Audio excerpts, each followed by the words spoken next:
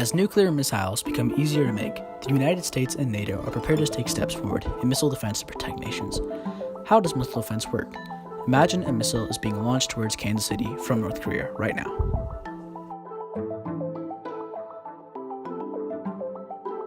The three stages of the missile are the boost phase, the mid-course phase, and the re-entry/terminal phase. During the boost phase, the rocket launches the warhead at high speeds above the atmosphere where in space the warhead travels freely.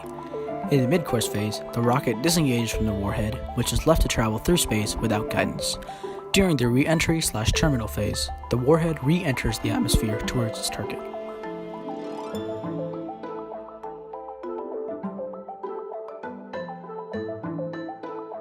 When a missile launches, it releases a lot of heat. Satellites detect these heat signatures and alert tracking radars. A forward-based radar would also detect the threat missile launch. As the missile flies through the air, ground-based tracking radars and sea-based X radars would track the missile through the sky, measuring its velocity and trajectory. Through evolution and technology, most missiles have countermeasures against these trackers. The most common kinds of countermeasures include decoys, which confuse interceptor sensors, and cooled smoke shrouds, which can be used to lower the warhead's temperature.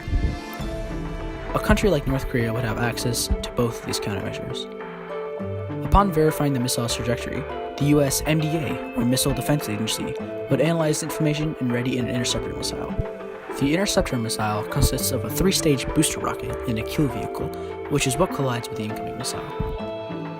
Once the trajectory of the incoming missile is calculated, an interception point is found. Near the interception point, the three-stage booster detaches from the kill vehicle, and the kill vehicle uses its sensors and small boosters to guide itself into colliding with the threat missile. Once it collides, hundreds of thousands of lives are saved.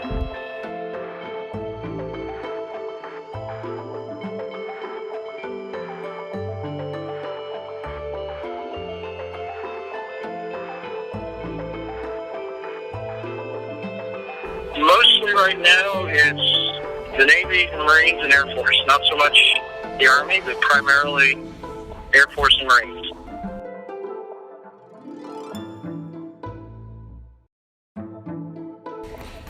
Well, I'd like to think it's pretty important. We're keeping aircraft in service that would otherwise be grounded, and so if we're keeping the tools operational that the military needs to do their job, then I feel like that's a pretty important job.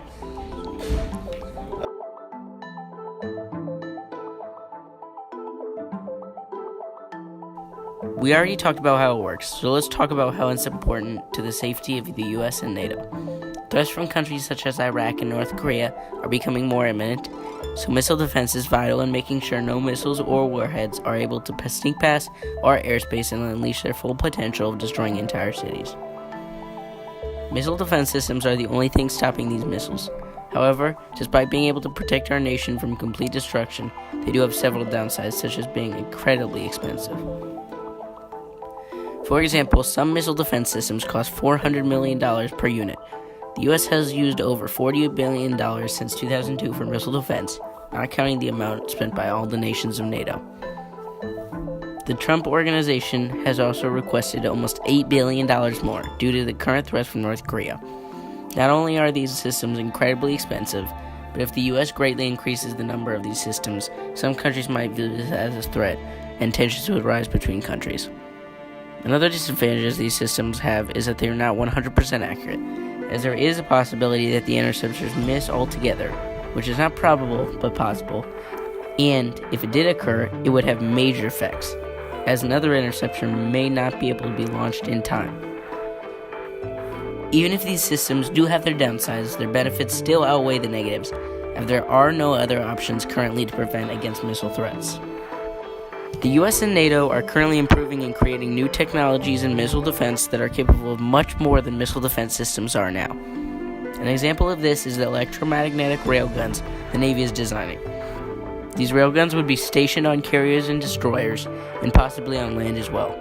Prototypes have been built and are currently able to hurl missile-looking projectiles that are not explosive at a whopping 5,000 miles an hour and over hundreds of miles. The Navy is working with a team of engineers to make these railguns smaller and able to make rotary motions.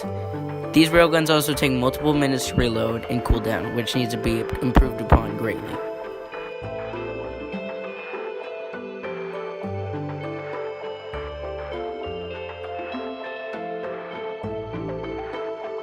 Thank you for watching. We hope that you've learned a lot about missile defense systems.